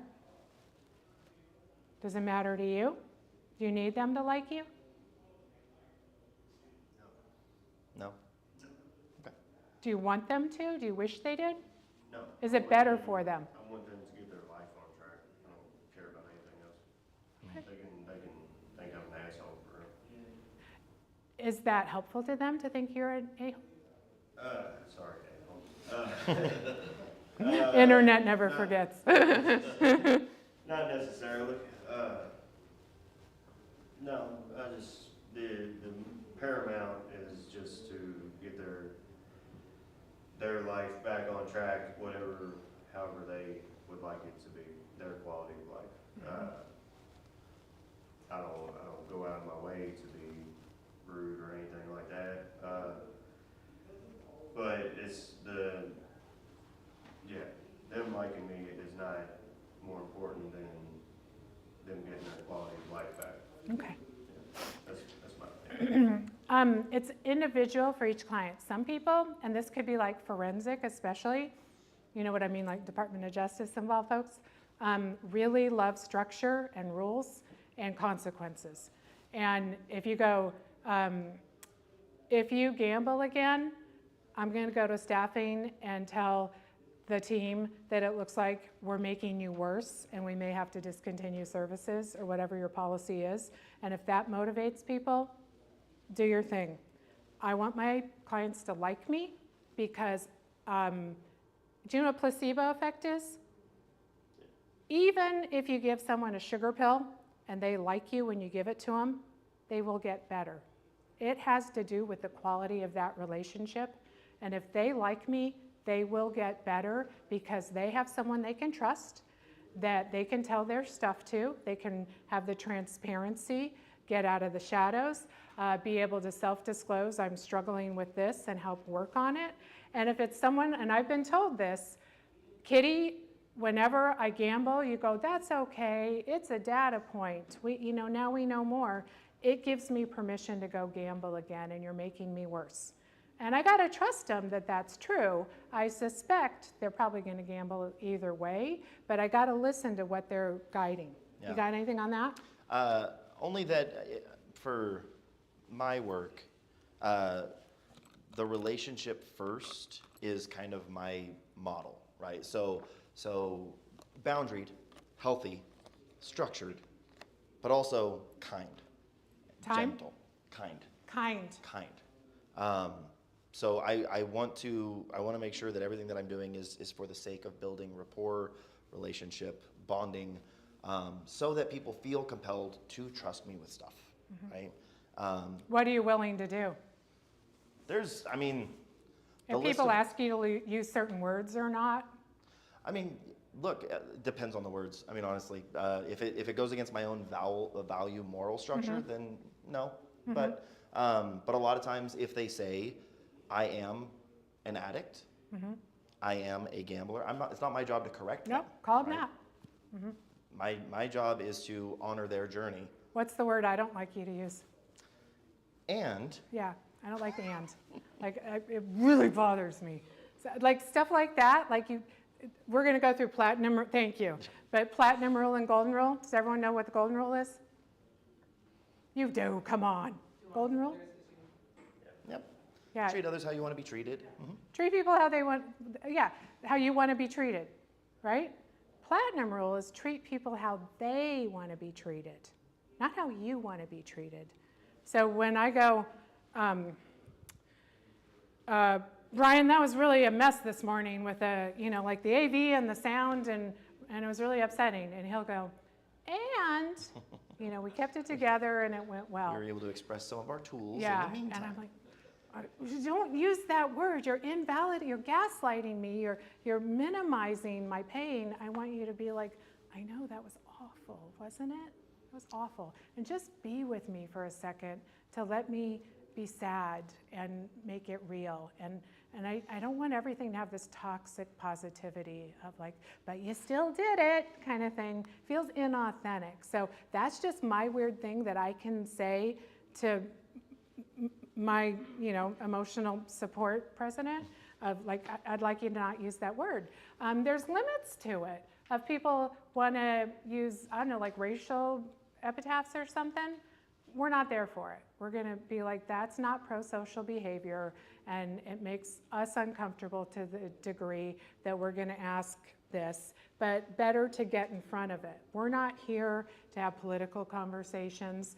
If people never know our politics, we're doing our jobs, right? Like it just doesn't need to come up because we're here to build the relationship.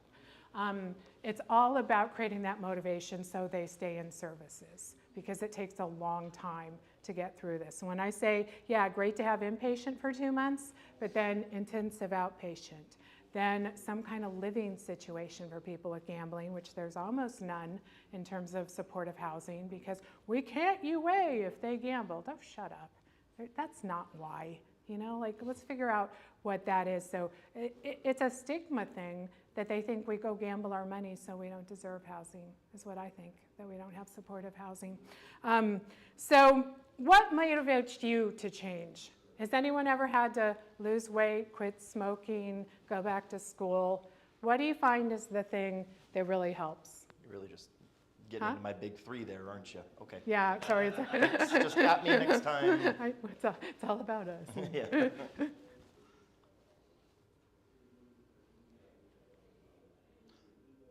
Money?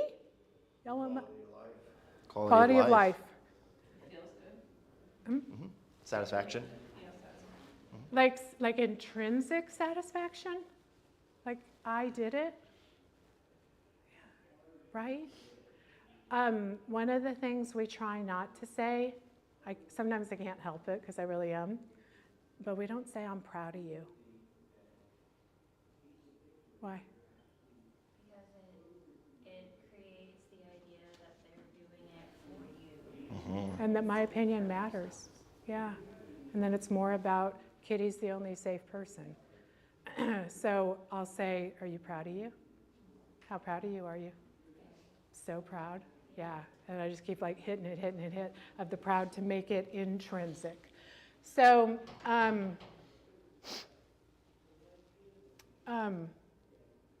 we try to focus on 3 things that motivate people. And this is especially true of gambling because we know that it's time, money, and accessibility. And if you have nothing but time on your hands because you have a disability, because you're retired, because you're depressed, why else would you just have a lot of time? You just lost your job? Empty nest syndrome. Huh? Kids moving out, you just have more time because you're not meal prepping for 6 people, you're only meal prepping for 4. Your person died and you're in grief and now you had a breakup. You need something to do and you need someone to love. Have you seen that movie? I think it was 28 Days with Sandra Bullock. And they're like, get like a plant, and if that does okay, you can have a cat. and then you graduate to dog, and then you can have a relationship with a person. I don't think that's necessarily true, that we can't be loved while we're going through challenges in our lives. I found having a hookup at treatment was really quite lovely, like motivated me. And it has to be like safe and consensual and like, you know, some boundaried stuff, but to be like celibate for a year until you stop gambling doesn't really seem like realistic or kind or fair. I need love. You know, just like make sure, but relationships are hardest even when everything else is going well. And the something to hope for seems to be one of those missing pieces of what are we missing. There's so much focus on what we struggled with, what the consequences were, the fallout, the debt. But are we talking enough about where we're going? That we're going to be a famous musician that opens for Jamie Drake, Pennywise, Lagwagon? Pennywise. What are your, okay. I don't know what you want from me. There's a lot of I them. don't know who they are. I desperately wanted a dog, and you know, again, I was like houseless, and at some point, I got into government-assisted, like middle-income housing. If you make under $30,000 a year, it was a little more rent-controlled, so I could have a 400-square-foot studio apartment that I lived in for the last 10 years of my recovery. And I just really wanted a dog. And my counselor, and talk about blurred boundaries, he later became our supervisor, and now he's one of our board members, and he's my best friend, but he was my inpatient counselor, and now I'm on the certification board that can investigate like the ethics. And I'm like, I can't investigate, you know, like we've had every, I mean, not every role, but a lot of roles, liked bulldogs, and I'm like, oh my gosh. How cool. Does anyone like bulldogs? Yeah? And then I found out that I have an ethical problem with bulldogs because they're bred badly and they suffer a lot. And so late one night I couldn't sleep, like most nights, and I'm like, well, I wonder if I could be like a foster parent to bulldogs. And I filled out a form online, and the next day they called and they brought me that, and I was done because I had something to love and something to do and some hope that I could make a difference. And that was about 12 dogs ago. This is like the Last Supper. This is the one that got hurt yesterday. He is 10, and that's longer than they usually live. And I feel really proud of myself that I can get through that. Like I can have the capacity to experience a great deal of like loss and struggle and not just compartmentalize it, but be human and real and get through it. So when Marlene's like, yeah, don't over self-disclose, we have to know what like that balance is to tell people. These are the things that generally create motivation. Having people that care. So when people come to our groups and they're referred by their counselor, you know what, let's take a break and do this after. I think everyone's getting restless. I don't know if there's a snack or not, if we need to time it, but let's come back in 15 minutes, okay? Thank you.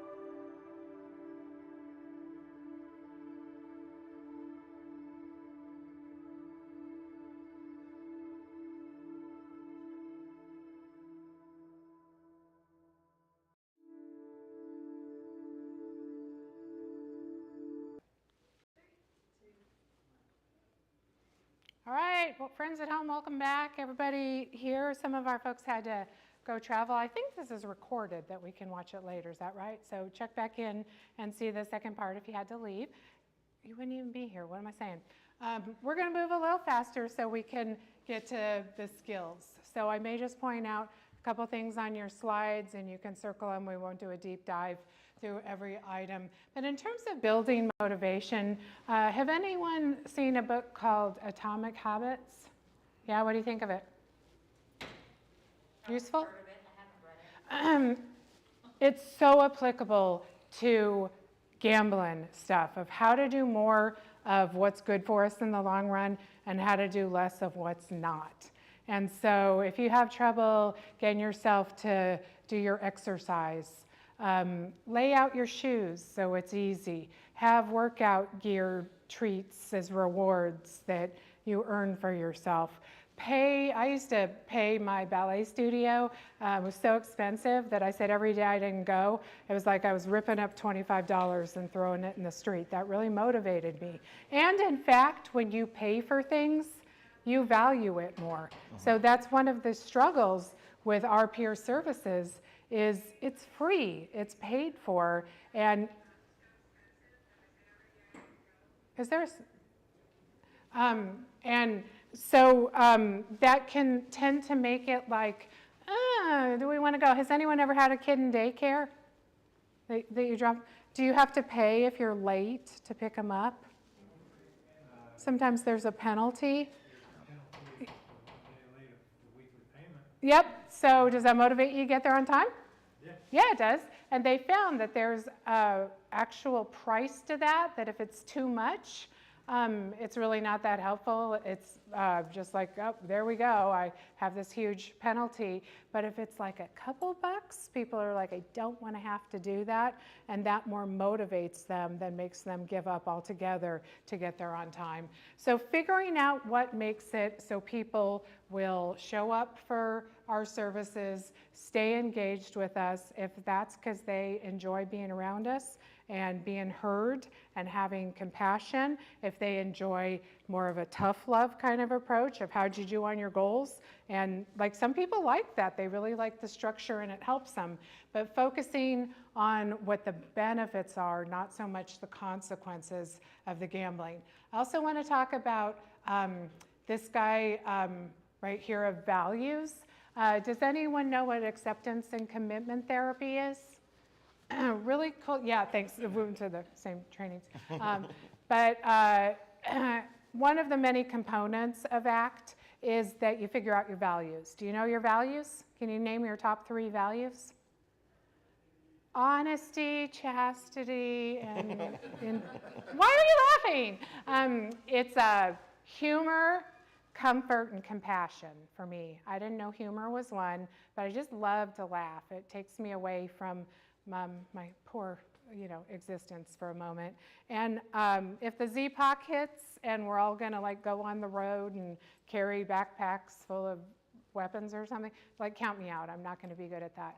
I barely sleep here at the hotel because the pillow's wrong. Like I'm just very sensitive. And that is true of many people with addiction. We have a condition that is a sensitivity. And there was a researcher in the 80s, Duran Jacobs, has anyone heard of him? That talks about there's 2 things that contribute to addiction in general, but then he specifically looked in gambling. And one is like childhood trauma, that things happen to us. And that could be really bad things or lots of kind of slow burn things. And that we have a different kind of energy rate. And if that's that we're ADHD and kind of like a speediness or more of a depression-y kind of thing, but that we're just not in a leveled out kind of arousal. And so I find I'm always looking for that next dose of dopamine. I like new things, I like novel things. When you rubberneck on the road of like, oh, there was an accident or something bad, or you see something gross on TV, remember that trend where everyone was watching like gross dermatology things? We love the dopamine from that, like, it's new. We get in relationships with people who are chaotic, because it's like, what's it going to be today? Or people that are struggling with addictions themselves. So we want to look at what our values are and how we're spending our time. And if I say comfort, humor, and compassion, and I spend 3 hours a day playing Pokemon Go, Okay. does that sound like a lot? Does it sound like a lot? No. What about 7? I don't know. But you know that happens. You have a teenager, they will play a video game till extinction, like we would gamble. And is that their values? They may be getting something from it. Maybe they're neurodivergent and that's the only way they can make friends is online and living in that world. Like, let's look at where the need is. So you can actually, to align your values, just do it for like one day or do it in your mind. But you know, stuff that you measure, you can change. And think of what your values are and then how much of today did I spend doing that? So yesterday I got up and I did gambling stuff all day, and then I had community with gambling people, and I don't think I played a video game or watched TV. I tried to solve, my family crisis for a little bit. So I was almost 100% on board with stuff that really matters to me. There's other days where, and you do need R&R, you're just engaging in compulsive behaviors and stringing together impulses and calling it a day. And sometimes when people come to us, that's what's happening, is they're going through that. So we help them look at that time of, okay, this chunk of time you were doing this, what need did it meet? And it's like, it really didn't. It was just an escape of was it consistent with my values? You've seen different cycles of gambling. So to quickly talk through this, let's say people come to us when the gambling's really happening. They come into services, if you call it treatment. Any horse people here? Horses, Kentucky? When I think of treatment, I think of putting like creosote on a fence so your gelding doesn't crib. Treatment to me has a meaning. I don't want to be treated. I'm not an object. I want services. I want to be serviced. So when Dr. Wheeling yesterday was like, you're a concierge, I want someone to help me. I don't want something coming at me as an object. And so when people come to us with their gambling symptoms being severe, then we help them get into recovery activities. And after a couple days, maybe they're not having as much fun because now all they have is the stuff they were trying to escape from, their life stressors. They didn't have the solution, which was the gambling, which was the escape. And so they go back to having gambling symptoms. And a peer can help circumvent that at any time to get you back to recovery activities. Maybe they start getting all that stuff that we used to be measured by. Did you help them get a job? Did you help them get a new house? Did you get them to quit smoking? Stuff like that. And things start getting better. And then they have increased stressors. You get promoted and you're working as a peer and you have all these decisions you have to make and you get in trouble all the time. My whole board has gotten reported for something at some point that we did wrong. It comes with the business that you're having to make difficult decisions. So you get those texts on Friday night that says we need to talk on Monday, and then you worry all weekend kind of thing. Well, that's the kind of thing that can make gambling symptoms happen. So when there's a peer available that happens, and you're like, Brian, I'm really worried. The MACBO board says we need to talk about something that happened. What do I do? And I can call him or text him. It'll be like, what's the worst thing that can happen? Like, what did you do? And it's like, well, I hugged somebody. And he's like, have you heard of anyone getting fired for that? You're probably gonna have to just work on not hugging everybody, and like, let's put it in perspective. And he'll also be like, that's awful, because I don't want him to say and. Yeah, But so sorry that happened. so yeah, so End of bringing it back, being exposed to the things. There's more to the recovery than just avoiding the things that activate the gambling. Okay, we need to be exposed to them to practice what to do when that happens. So one time we were at a conference, I can't remember what it was, but we found out there was a casino, and we're like, well, let's go see what it looks like. Like, are they advanced machines? Do people go to it? I mean, let's do a little field trip. We're at safety in numbers. We've got a couple decades of recovery between us, and we ran into another peer, and she's like, you're doing what? And it's like, well, I mean, we kind of feel like there's more ways to do this than just avoiding it, and particularly with process disorders, because money is our activator, and we got to live in a world with money. We can't just avoid it. I may have missed this when you covered it, if you covered it, but do people typically come to your service as an alternative to going to GA or AA or something like that? The question is, do our clients come to peer services as an alternative to community mutual aid groups like Gamblers Anonymous or Smart Recovery? And the answer is absolutely not. We very much offer that as a menu of services we recommend. And statistically, it's important that people both have motivational interviewing, which is what we're doing cognitive behavioral therapy with them, and that they have community mutual aid. So they should be doing both, of going to GA, SMART, their church group, their yoga class, whatever their practice is. And we know this to be generally and statistically true. There's going to be outliers. There's going to be people who have social anxiety, and therefore the groups may be off the table for them for now. Okay, we can work with that. We can absolutely fine tune. But typically speaking, it's not meant to be an alternative to anything. It's meant to be an augmentation of all these other services. We'll go with them to like the first 3 so they don't feel too lonely. You need a wing dog. It's scary.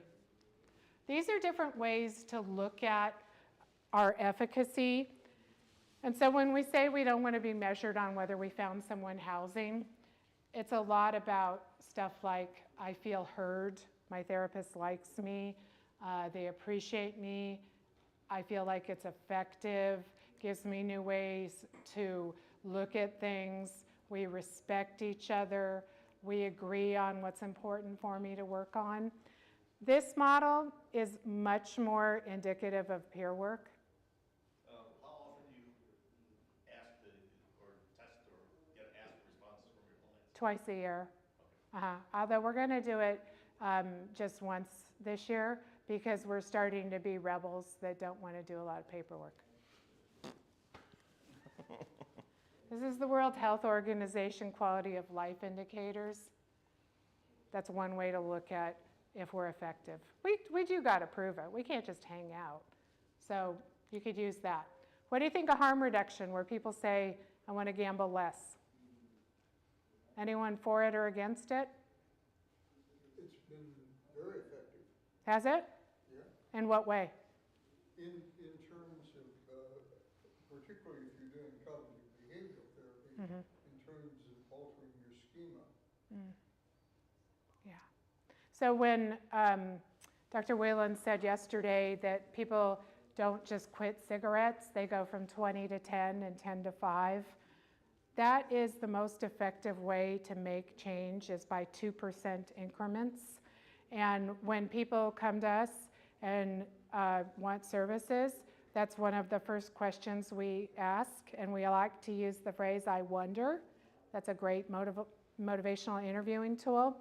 I wonder if you're interested in stopping completely right now, or I wonder if you're interested in doing a tapering off gradual, or I wonder if you're interested in having a relationship with gambling over the long run that you can have gambling in your life, and that can change, but what are you thinking for right now, kind of thing. And by giving people permission to not have to quit immediately, and it's a grief, they're going to lose their best friend that was there for them, that does really support getting some traction on it, building motivation, finding things to fill in those places for time and engagement and meaning and love and stuff in their lives. And then maybe they do want to quit. Think of it as a lily pad. If you put your whole weight on a lily pad, you're going to start sinking. So in harm reduction, if you're like, yep, I'm going to just have a budget, and every payday I'm going to do this much, we haven't seen that work very much in some instances. But if you do it for a while and you're like, you know what, I'm not sure, like with my video game, I didn't really need it this week. If I'm really into my work, I don't need that. I was escaping from doing spreadsheets back home, is what that was. Yeah. Also, in Oregon, if you've experienced any gambling harm, you qualify for services for free. We do not diagnose, right? That is not our role. So not everybody that we talk to is coming to us because they have a gambling addiction, or even that they've gone into like super problematic behaviors. It means that they've met one indicator one time. Like that's what we know. So not everybody's going to be in a place where abstinence is even like required for them, right? They may just be looking for some tools to make sure that they don't experience that harm again. Does that count as harm reduction? I'm seeing some nods. Yeah, I would agree. So. Or can you, if you were addicted to video lottery machines, which at least 80% of our clients are the slot machines. I can't wait till it's on your digital handheld and 24 hours a day connected to your body, accessibility with no currency being part of it because you just push a button so it's not real money to you. It's going to be an epidemic. It's going to be absolutely awful. And no regulation. We're really concerned about that. Sorry, that was a tangent. What were we talking about? Harm reduction. Huh? Harm reduction. Harm reduction. Moving Instead of from going to a venue where you have to be basically free of a lot of intoxicants in your system because there's people that are certified by the Liquor Control Commission. You can't be drunk while you're there falling down. Like, you have to keep it together. You have to be wearing clothes and shoes. There's a closing time. Like, there's structure to it that makes it a little bit more friction than on my phone in the middle of the night when no one knows and I'm lonely and stuff. So if people need to do scratchy tickets instead of lottery machines, that's harm reduction. Does that scratch the itch, so to speak? Seen it work. Ever seen that commercial about why you can't just have one potato chip? Yeah, they got the trifecta of deliciousness, sugar, fat, salt. We're designed for that. Our nucleus accumbens is like, thank you, sir, may I have another? And so a little reminder of brain neurology is, you know, on your laptop, if you're like me, I cleaned it up for y'all last night. Did you see my laptop? I didn't have like 500 folders just sitting there, pictures of dogs and stuff. I was just like, this meeting and these videos. When you do that to your laptop, it slows it down because it has everything that's supposed to be quick and fast accessible up in the front. And it's like, I can't use my power when there's all this. You need to put it back there in the ROM, in the hard drive for it to operate. And so I think of the prefrontal cortex is where we have our logic, this is going to have long-term consequences, we can make good decisions. All that's happening up there in the front of the brain. That's why we try to slow things down, that we don't make really immediate decisions that can affect people's choices for their long-term recovery. But when we eat a potato chip, it goes to that reward hub of the ventral striatum, and it goes, this is something that will keep you alive. You need food. You'll know this is food because it tastes sweet and salty and fatty, and yay, I'm happy.